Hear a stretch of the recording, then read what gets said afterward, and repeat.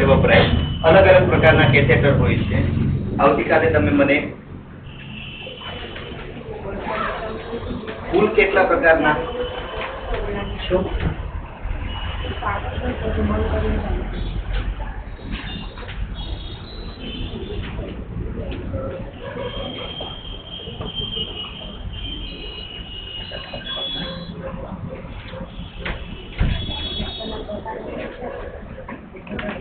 Repeat catheter એટલે શું?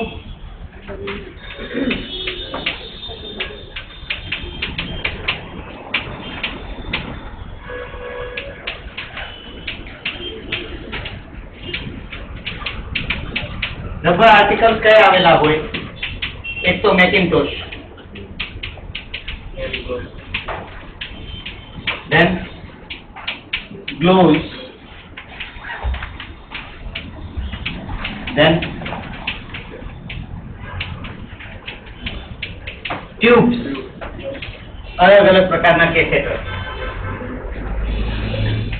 Hot water bag,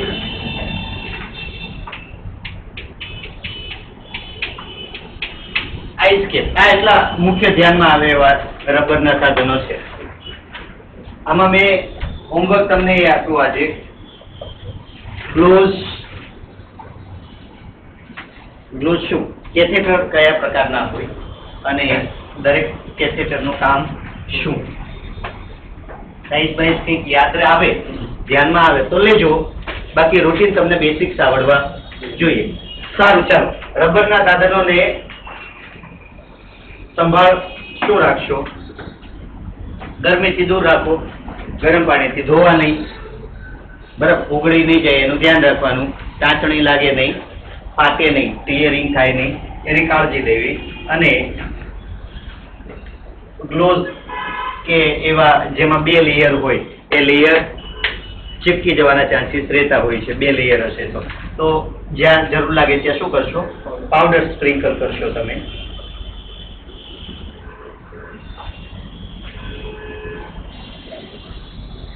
Macintosh કઈ રીતે ધોવો લખ્યું છે. Boric powder છાંટવો.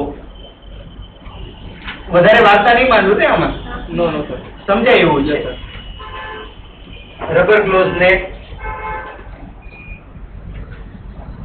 હાથમાંથી બહાર કાઢતા પહેલા ધોઈ કાઢવા જોઈએ.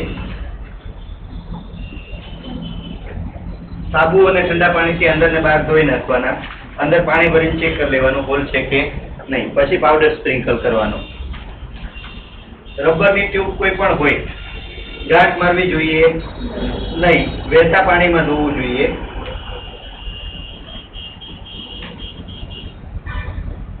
બ્લોકેજ હોય કોઈ તો સોપ સ્ટિકથી તમે ખોલી શકો.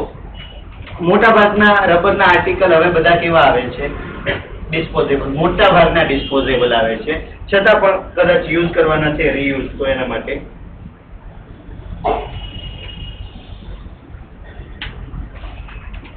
હોટ વોટર બેગ, પાણી ખાલી કર્યા પછી સોપ વોટરથી ધોઈ અને ઊંડી લટકાવીને સૂકવી દેવી. આઈસ કેપમાં બંને ફેઝિસ, બેઉ સપાટી ચોટી ના જાય એ માટે એમાં થોડી હવા ભરી રાખો. Very simple it is. I think લખું છે આ 1 2 3 4 ને 5. 5ની યાદી તો બનાવો તમે, કેર કેમ લેવા છે એ પછી.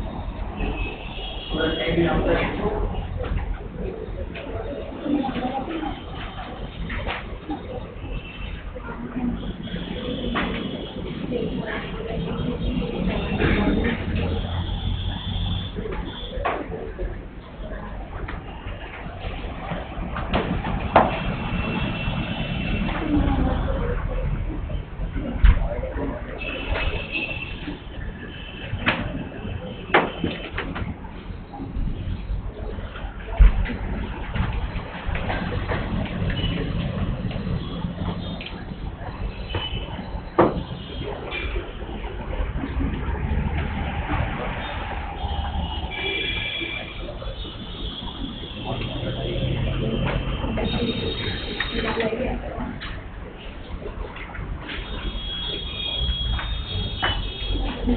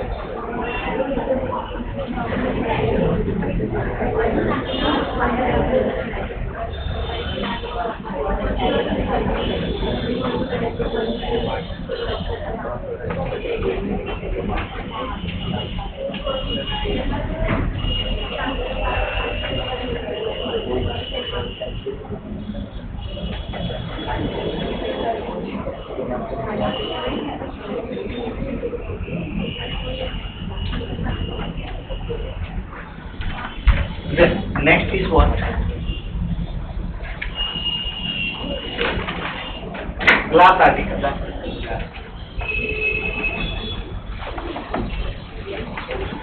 રબર પછી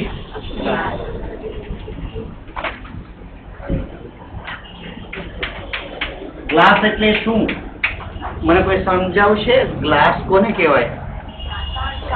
કાચ.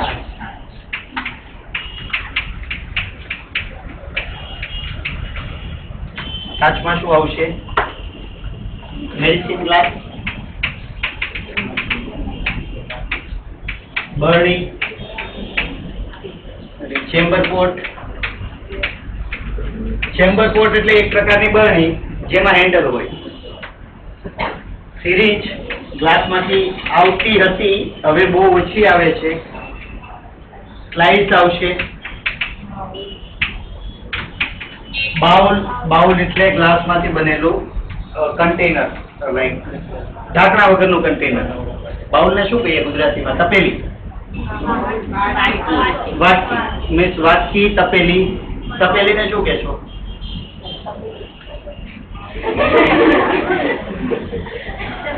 બરાબર. જે છોકરી ખૂબ જ ગરમ થઈ જાય વાતમાં એને શું કહેવાય? મગજ બહુ તપતું હોય તો તપેલી કહેવાય ને. તપેલીનું મને ઇંગ્લિશ નથી ધ્યાનમાં આવતું, કદાચ કોઈને આવડતું હોય શું કહીએ? બેન તને આવડતું હોય તો મીડિયમ ઇંગ્લિશ કહો. તપેલી ઇઝ વોટ? સ્ટવ ઉપર આપણે જે ચા બનાવીએ જેમાં. यूटेंसिल में? हाँ, ओके फाइन. उसको क्या बोलेंगे? ब्रोनेंस क्या करेगी उसको? बाउल ही बोलते हैं ना. એટલે બાઉલના 3 પ્રકાર થયા.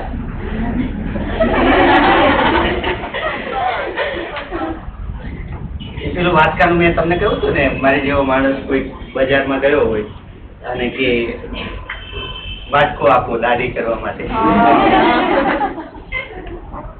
બાઉલના કેટલા પ્રકાર? 3. એક વાટકો, એક તપેલી અને ત્રીજું બાઉલ તમે એનેટોમીમાં ભણ્યા છો, બોવેલ. બાઉલ જ કહેશો ને, એક વાટકો જ છે.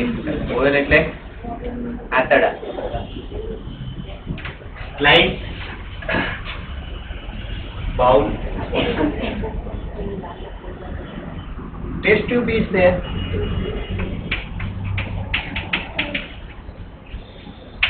And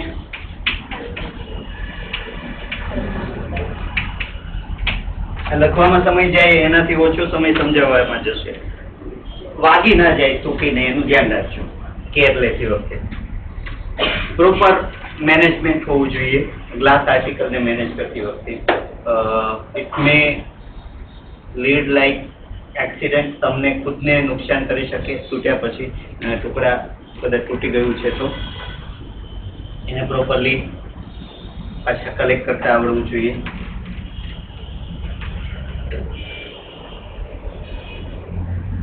થર્મોમીટર માં જે મર્ક્યુરી આવે, થર્મોમીટર શેનાથી ફીલ થયેલો છે?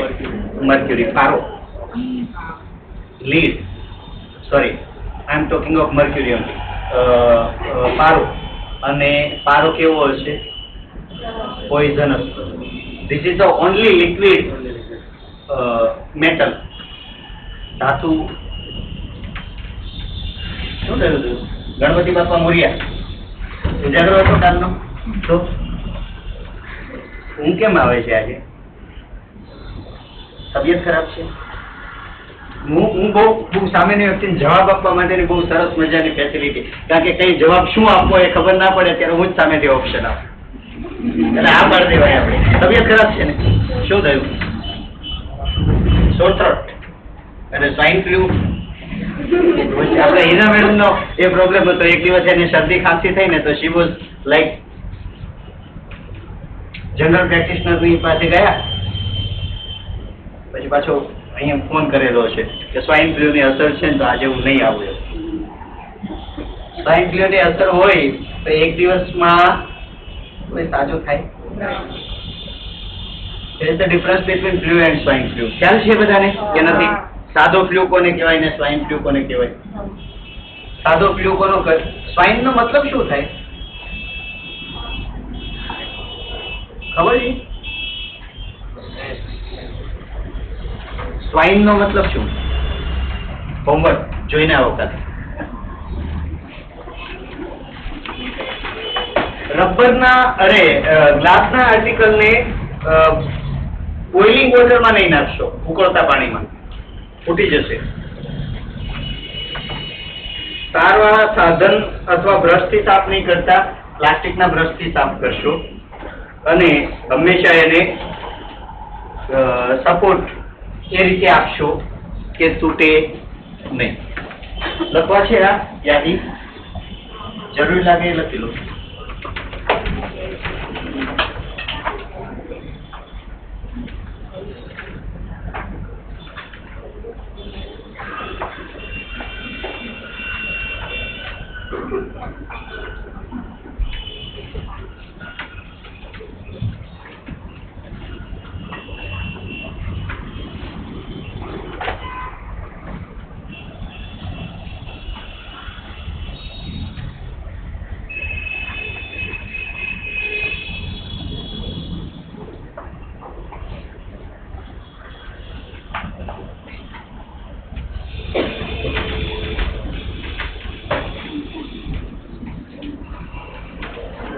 Next is steel.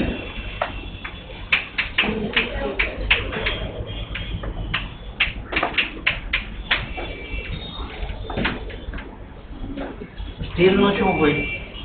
સીઝર આવેલી હોય, નાઇફ આવેલા હોય, બ્લેડ આવેલી હોય. સીઝર, નાઇફ, બ્લેડ ત્રણે ત્રણ એક જ કેટેગરીમાં મૂકું તો પણ ચાલે. Scissor, knife, blade, forceps. Okay, અલગ અલગ. Scissor, knife, blade, knife and knife handle,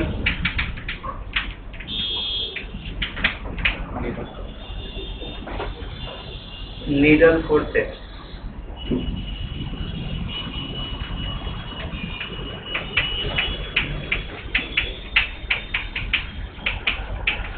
ચાલો આ સાધનો વિશે જરા આપણે ઉડતી નજર નાખી લઈએ દરેકના પર.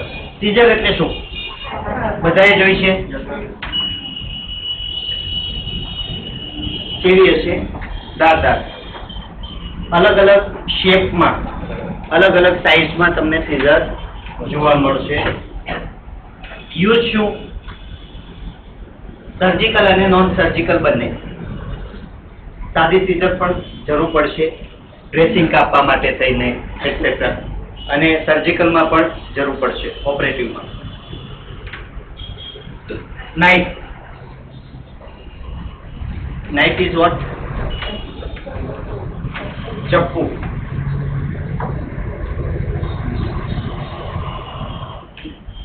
અને નાઇફ હેન્ડલ મતલબ ચપ્પુની અંદર બ્લેડ નાખી દો તમે, નાઇફ હેન્ડલમાં, બરાબર, તો એ ચપ્પુ થઈ જશે. મતલબ બે પાર્ટની અંદર વેચાયેલું હોય. બ્લેડ તમારે શેના માટે જરૂર પડશે? કટિંગ માટે. નાઇફ હશે એ પણ કટિંગ માટે આવશે. અલગ અલગ સાઇઝની બ્લેડની જરૂર પડતી હોય છે. તમે કયા પ્રકારે બોડીના કયા ભાગમાં કટ મૂકો છો એના માટે અલગ પ્રકારની બ્લેડની જરૂર પડે. નીડલ, એમાં પણ અલગ અલગ સાઇઝની નીડલ આવશે. અલગ અલગ 1/2 ઇંચથી શરૂ કરી અને ફૂલ સાઇઝ ની નીડલ આવતી હોય છે. તમે ક્યાં પંક્ચર કરવા જઈ રહ્યા છો, બોડીના કયા પાર્ટની અંદર તમે સોય દાખલ કરી રહ્યા છો એના આધારે અલગ અલગ સાઇઝની નીડલ મળશે. અગેન નીડલને સ્ટરાઇલ કરવાની લગભગ હોતી નથી, સ્ટરાઇલ જ આવતી હોય છે. સર્જિકલ ઇન્સ્ટ્રુમેન્ટ ઘણા બધા એવા હોય છે કે જે ડિસ્પોઝેબલ હોય છે. ઘણા બધાને આપણે ઓટોક્લેવ કરતા હોઈએ છીએ. What is forceps? Forceps ને શું કહેશું આપણે? પકડ. Forceps એટલે પકડ અને સીઝર એટલે કાતર. સીઝર કટિંગ માટે વપરાશે અને ફોર્સેપ્સ ગ્રીપિંગ માટે વપરાશે. ફોર્સેપ્સ શેના માટે વપરાય? ગ્રીપિંગ માટે. અલગ અલગ શેપના ફોર્સેપ્સ આવતા હોય છે. બે પ્રકારના ફોર્સેપ્સ હોય, એક લોકિંગ હોય અને એક નોન લોકિંગ હોય. ફોર્સેપ્સના મુખ્ય કેટલા પ્રકાર છે? બે. એક લોકિંગ અને એક અનલોકિંગ. નહીં, નોન લોકિંગ. આમાં અનલોકિંગ લખ્યું છે. લોકિંગ એટલે તમે એક વખત પકડી લો પછી બે છેડા એકબીજા ઉપર ફિક્સ થઈ જશે, એટલે પકડ્યા પછી તમે છોડી દો છો તો પણ ત્યાં ચીપકી રહેશે, લોક થઈ જશે. સમજ પડે છે હું જે કહેવા માંગુ છું એ? અને નોન લોકિંગમાં તમારે શું કરવું પડશે? દબાવી રાખવું પડશે. જે સાદું પકડ છે એ કેવું હોય? નોન લોકિંગ હોય. એટલે એને છોડી દો તો પેલી ગ્રીપ છૂટી જાય. જ્યારે લોકિંગમાં કેવું હશે? બંધ થયા પછી આ જે છેડો છે એક છેડો બીજાની ઉપર ફિક્સ થઈ જાય, એટલે જ્યાં સુધી તમે એને ઊંચકીને આમ સાઈડમાં નહીં લો ત્યાં સુધી એ ખુલે નહીં. ક્યાં જરૂર પડશે લોકિંગ ફોર્સેપ્સની? બધી જ જગ્યાએ. કારણ કે તમે 4-5 જગ્યાએ તમારે બ્લોકેજ મૂકવા છે, 4-5 જગ્યાએ ગ્રીપ કરવાની છે, 4-5 જગ્યાએ ચીપટી કહીએ ને આપણે. લોકિંગ એટલે કોણ? ચીપટી વાળા, કે જે એક વખત બંધ કરી દો છો પછી પાછા એને દબાવીને ખોલવા પડે તમારે. અને નોન લોકિંગ એટલે સાદા.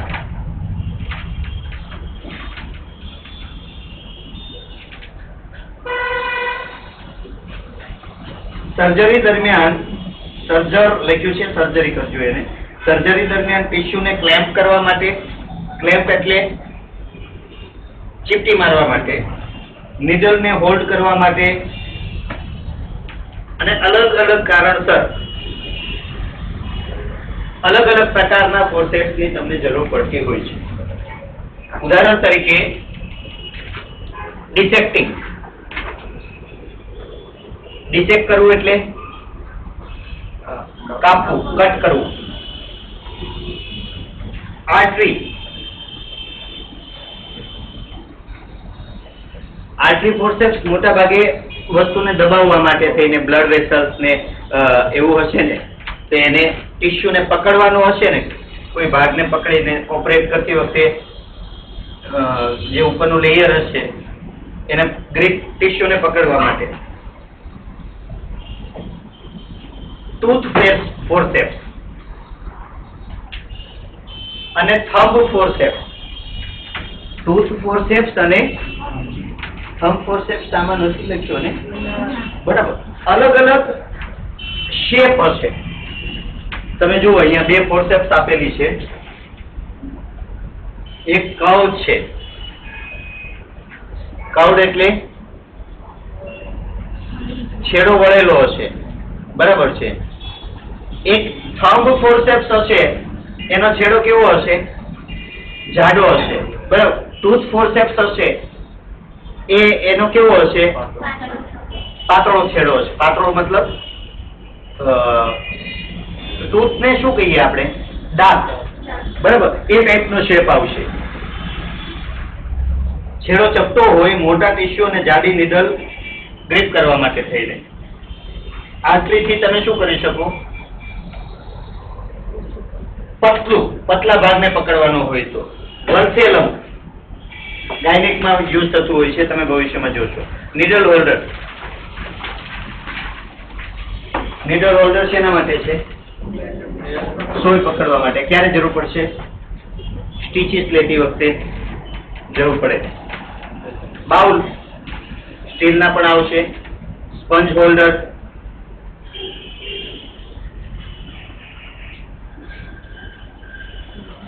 સ્પંજને પકડવા માટેની ફોર્સેપ્સ, બરાબર. સ્પંજ એટલે શું એ ખબર નથી તો પૂછો તો ખરા ભાઈ. સ્પંજ એટલે શું? સ્પોન્જીસ તૈયાર કરવામાં આવે. તમે શું શું તૈયાર કરતા હો છો ડ્રેસિંગ માટે એટસેટ્રા? હોસ્પિટલ વાળા કોઈ નહીં? સર ગોસ્પીસ, બેટાડીન. ગોસ્પીસ એટલે શું? 4x4 નું પીસ આવે. કોટન નું જે કપડું આવશે એને શું કહેશું આપણે? ગોસ કહેશું, બરાબર. કોટન નું, બરાબર. એની વચ્ચે પાછા તમે રૂના લેયર, કોટન નું લેયર, તમે ખુલ્લું કોટન નું લેયર કરી અને ગોસીસ બનાવતા હોય છો. એ નાની સાઈઝના પણ હોઈ શકે અને મોટી સાઈઝના. કોઈ જગ્યાએ બ્લીડિંગ થાય છે તો એને અટકાવવા માટે તમે ખાલી રૂ નહીં મૂકો. રૂને શેની અંદર રાખેલું છે?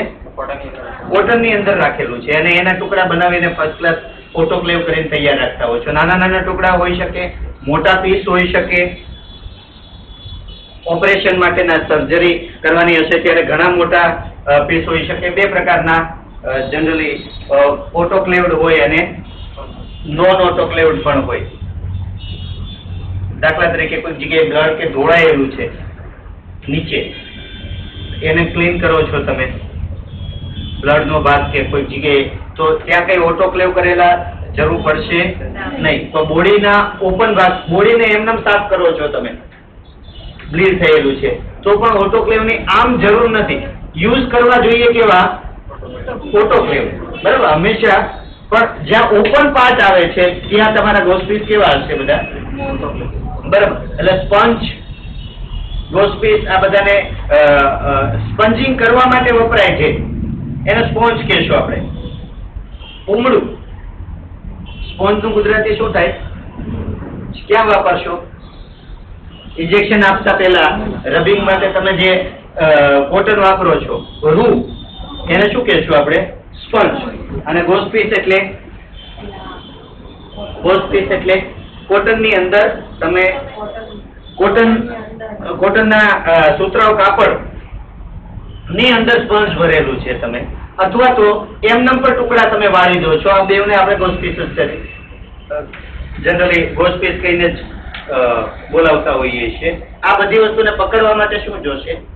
સ્પંજ હોલ્ડર વાપરીએ આપણે. Kidney tray. કિડની ટ્રે એટલે કિડનીના આકારની ટ્રે, જનરલી હોસ્પિટલમાં વપરાતી હોય છે, બધાએ જોઈ હશે. શા માટે એનો શેપ કિડની ટ્રે જેવો હોય છે? સ્ટાન્ડર્ડ પહેલેથી તે એ સ્ટાઇલમાં તે બનતી હોય છે કિડની ટ્રે.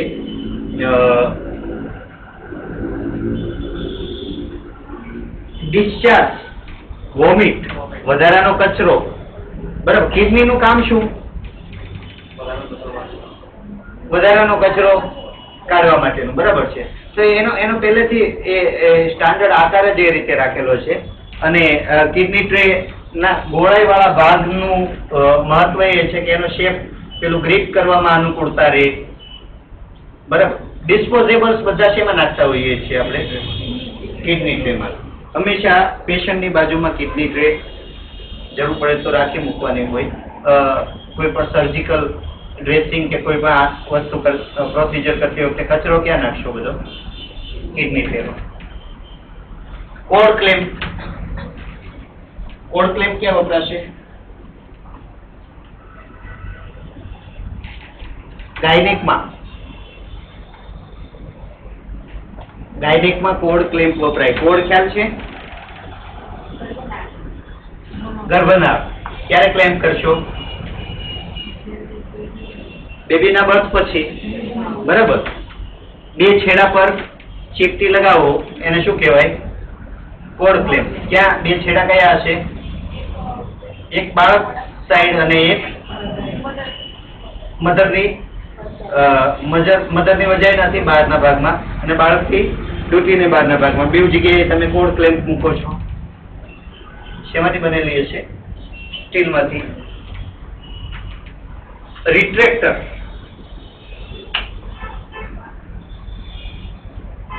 રિટ્રેક્ટર એટલે હાઉ વિલ આઈ એક્સપ્લેન? કોઈ એક ભાગને ખુલ્લો કરી અને ખુલ્લો રાખવા માટે. રિટ્રેક્ટ કરવું એટલે ભાગને ખોલવો હોય અને પછી એ બેઉ ભાગને ખુલ્લો જ રાખવો હોય તો તમારે ખેંચી રાખવું પડશે. ઓપરેશન માટે તમે કોઈ ભાગને ખોલ્યો ઓપરેટ કરવા માટે, પછી એને બેઉ બાજુ શું કરવું પડશે? ખેંચી રાખવું પડશે. એના માટે જે સાધન વપરાય છે એને શું કહીએ છીએ આપણે? રિટ્રેક્ટર. ડેવર રિટ્રેક્ટર આવતું હોય છે થોરાસિક પ્રોસિજરની અંદર.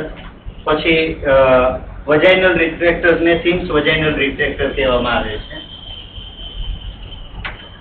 આ બધા માટેનું એક સ્પેશિયલ સેશન હું માનું ત્યાં સુધી થવું જોઈએ. આપણે ટીવી પર દરેક ઇન્સ્ટ્રુમેન્ટ તમને શો કરવા જોઈએ. હું અત્યારે વાત કરું એના કરતાં બેટર એક વખત એને શો કરી દઉં. હશે મારી પાસે પીપીટી પડ્યો હશે, જોઈ લેશું. સ્પેક્યુલમ.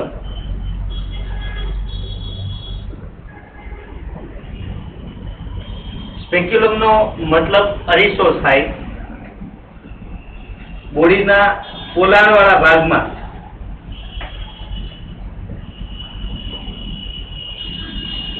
તપાસ કરવા માટે શેનો ઉપયોગ થાય છે?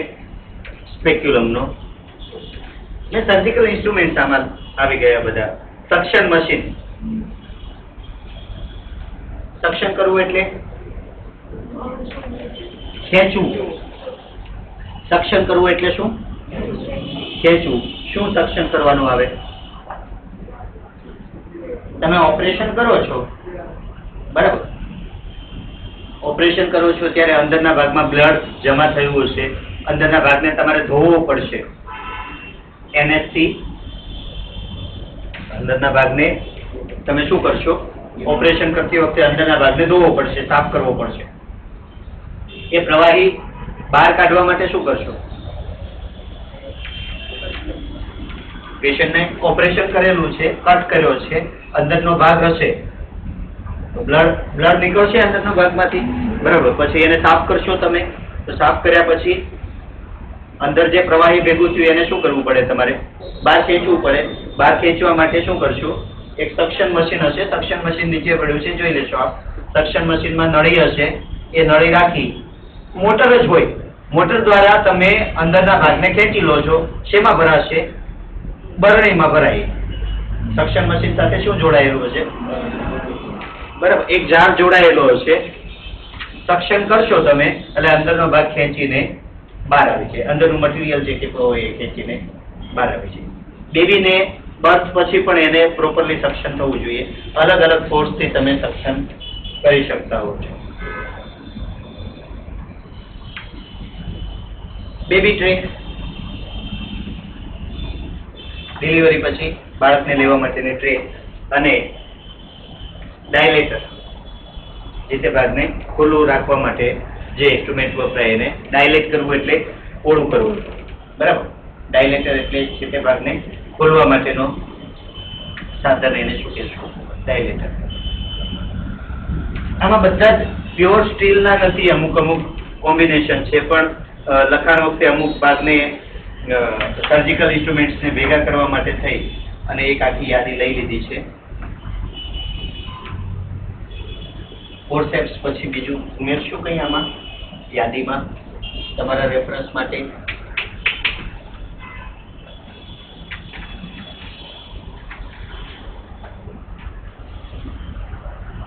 બાઉલ, કિડની ટ્રે, પ્લાસ્ટિકમાં પણ આવે. હા, કિડની ટ્રે. હવે મોટા ભાગના સાધનો શેમાં વાપરીએ છીએ આપણે? પ્લાસ્ટિકમાં વાપરતા હોઈએ. કોડ ક્લેમ, રિટ્રેક્ટર, સ્પેક્યુલમ,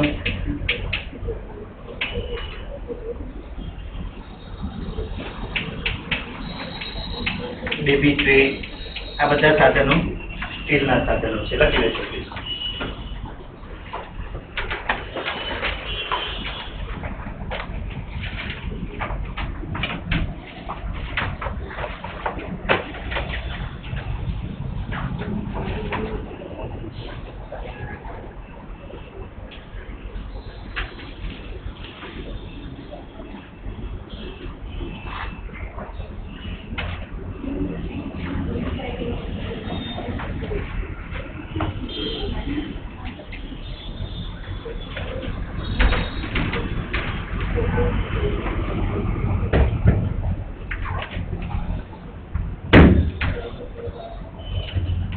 સ્ટીલના સાધનોની કાળજી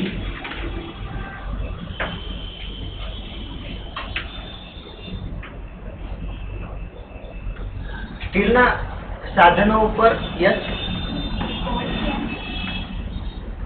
what is it? Code claim, sorry, code COD.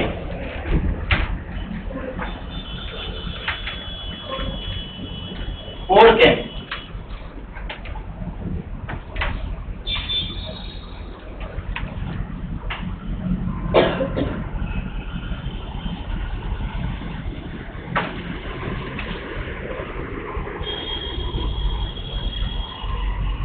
કોઈ પણ મેટલ આર્ટિકલ હશે ને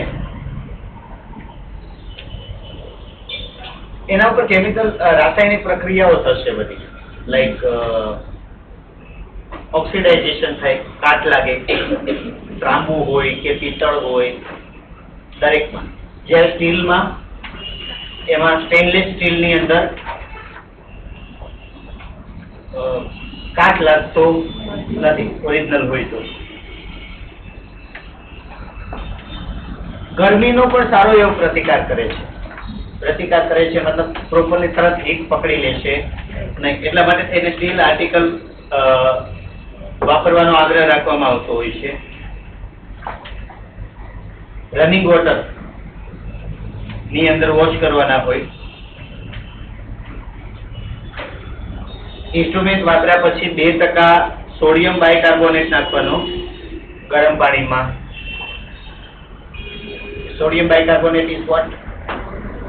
ધોવાનો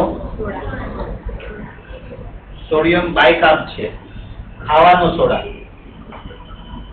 સોડિયમ કાર્બોનેટ એટલે ધોવાનો સોડા. અને NaCl, sorry, what is the formula? ભૂલી ગયો.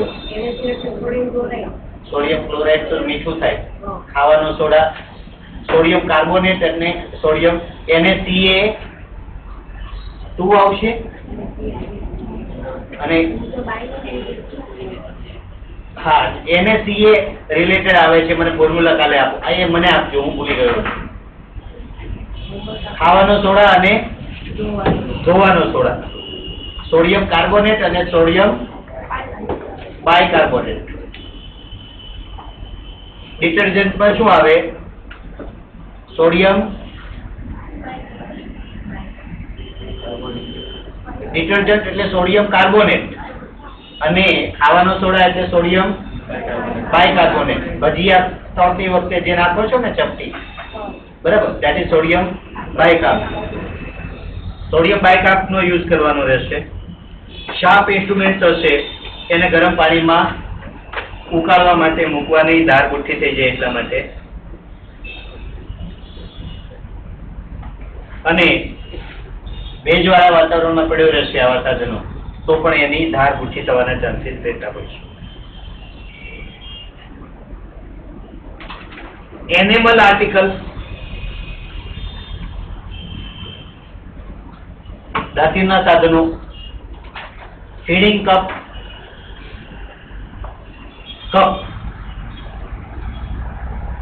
Kidney tray, bed pan, urinal. તમને હોસ્પિટલનું વાતાવરણ કઈ ધ્યાનમાં હોય તો વ્હાઇટ કલર મારેલો હોય ઘણી વખત બેડ પેનમાં, યુરિનલમાં. બરાબર, યુરિનલ બેડ પેન કોને કહીએ આપણે? પાટ. ઝાડો કરવા માટે સાદો શબ્દ શું વપરાય? પાટ. અને પેશાબ કરવા માટે જે કે પણ વાસણ હશે પેશાબનું એને શું કહેશું આપણે? યુરિનલ.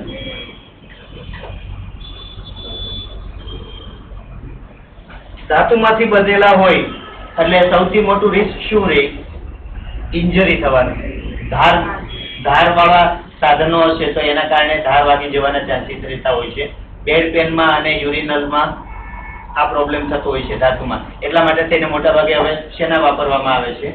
પ્લાસ્ટિકના, જે સૌથી બેસ્ટ વસ્તુ છે. સોપ વોટરથી સાફ કરવા પણ ઘસવા નહીં. એસિડનો ઉપયોગ કરવો જોઈએ નહીં. ઉપરનું જે લેયર છે એ નીકળી જશે. કલર ખરે નહીં એટલા માટે થઈને બહુ ગરમ કરવું, ગરમીથી દૂર રાખવું. અને કિડની ટ્રેને ડિસઇન્ફેક્ટ કરવા માટે થઈ અને ફેનોલ અને લાયસોલ 1:40 માં 4 કલાક સુધી રાખી મૂકવા. 1:40 એટલે 1 ભાગ ફેનોલ અને 40 ભાગ લાયસોલ.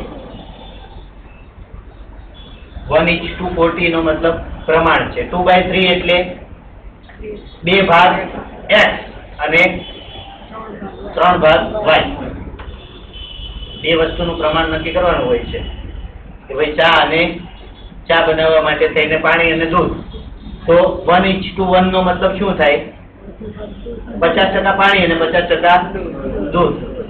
પણ તમે એને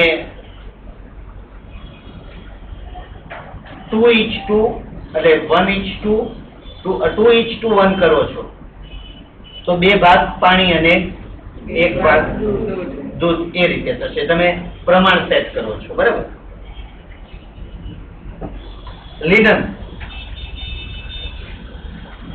લિનન કોને કહેશું?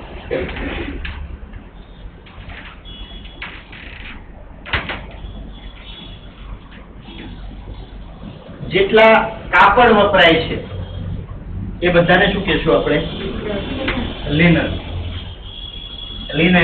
લિનન જે રીતે પ્રોનાઉન્સ કરો છો. બેડશીટ આવશે. પડદા ખરા?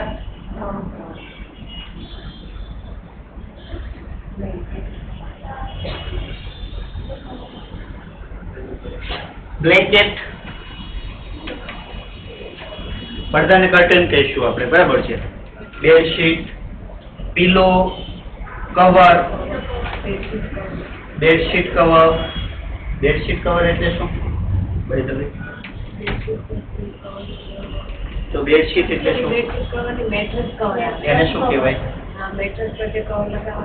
અચ્છા, મેટ્રેસ ને કવર કરવા માટે જે કે મૂકતા હોઈએ છીએ. એટલે ગાદલા ઉપર જે ગાદલાનું કવર, હું સમજો તમે કવર એટલે ઉપર ખાલી પાથરવાનું કહો છો. Bedsheet, mattress cover, then pillow cover, curtain પડદા, then towel, napkin, patient dress, patient uniform. Patient uniform કહેશું ને આપણે પેશન્ટને આપવાના જે કે કપડાં હોય. ધેન ઓપરેશન ટેબલ માટે અને અલગ અલગ પાર્ટ્સ માટે વપરાતા કવર. ગાઉન, ક્લોથ ગાઉન આવે, બધાને શેમાં લેશું આપણે? લિનનમાં. બહુ મોટો ડિવિઝન છે, લિનન ડિવિઝન છે. ધોબીની ખાસ જરૂર પડે, અને ધોબીએ ખાસ એ કાળજી લેવાની થાય કે ઇન્ફેક્શન સ્પ્રેડ થાય નહીં. લિનનનો કપબોર્ડ નીટ અને ટાઈડી રાખવું, ક્લીન રાખવું, વ્યવસ્થિત ગોઠવાયેલું હોવું જોઈએ બધું જ. લેબલિંગ પ્રોપર થયેલું હોવું જોઈએ, સ્ટોક પ્રોપરલી મેનેજ થવો જોઈએ. ફાટેલા લિનનને સ્ટિચિંગ માટે, સાંધો કરવા માટે મોકલી આપવા જોઈએ. ગંદા લિનન કોઈ દિવસ ફ્લોર પર ફેંકવા નહીં. એને શેમાં મૂકવાના રહેશે? પેલા તો જે ડ્રોવરમાં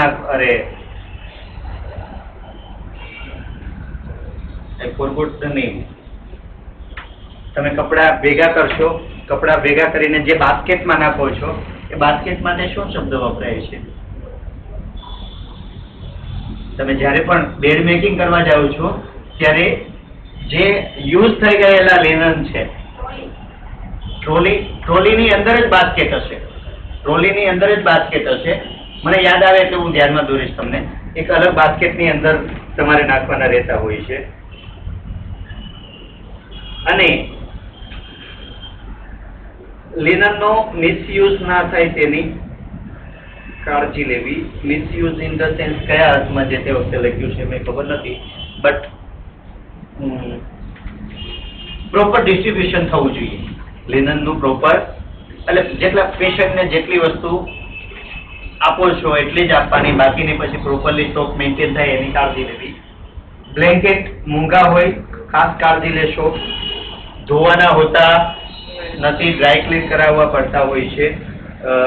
નેપ્થાલિન, યા પરમ દિવસના મારા લેક્ચરમાં મને બેને ધ્યાનમાં દોર્યું, ટેબ્લેટ. દામનની ગોળીને શું કહીએ છીએ આપણે? કઈ ગોળી? મિથાઇલ કે મેન્થોલ કીધી હતી મેં? કઈ કહી હતી?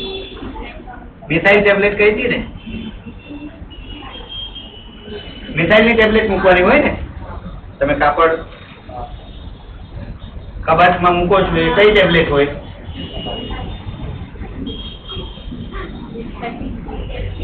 મિથાઇલની ના હોય તો ફિનાઇલની હોય કે કાર્બનની હોય? ફોસ્ફરસની.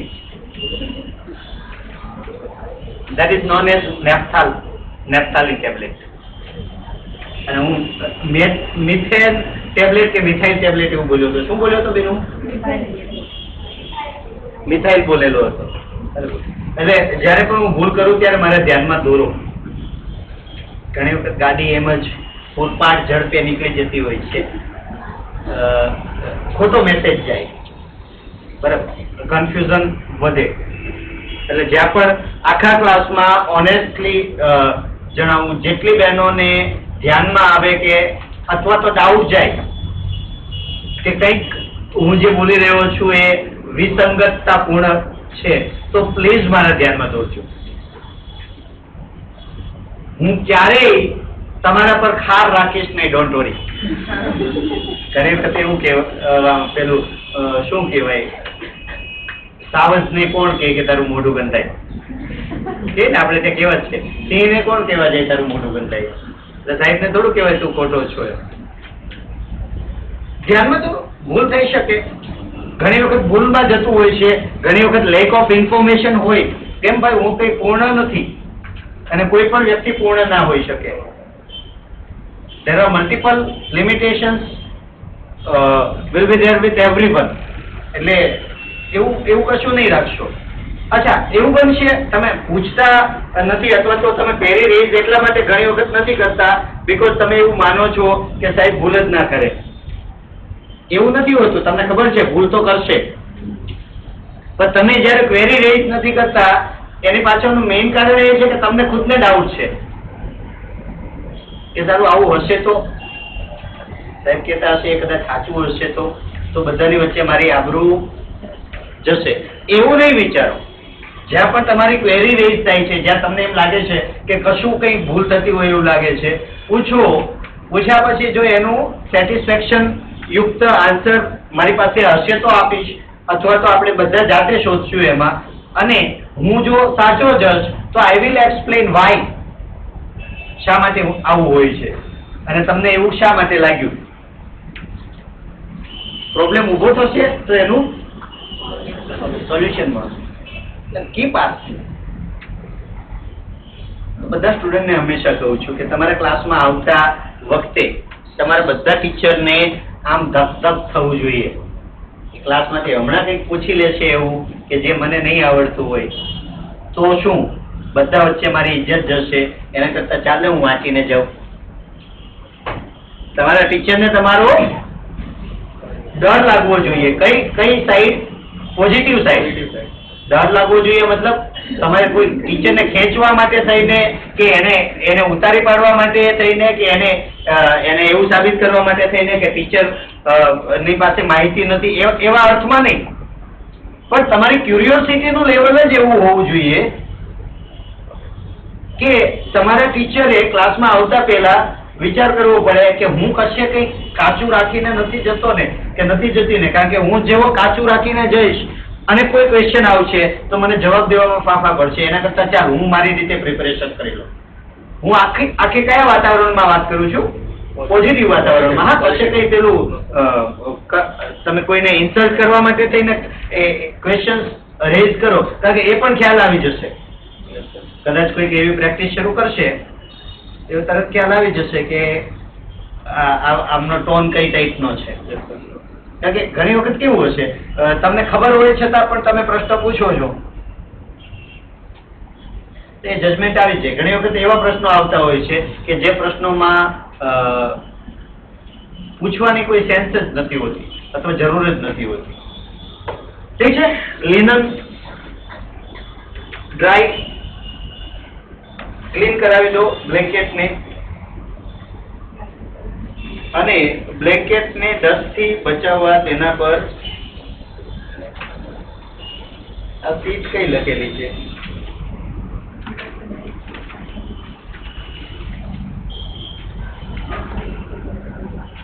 પ્લાસ્ટિકના કવરમાં રાખજો એમને સીટની પાસે, બ્લેન્કેટ માટે. બરાબર છે? પ્રોપરલી. Housekeeping programme. ડસ્ટિંગ કેટલી વખત કરવાનું હોય આખા દિવસમાં?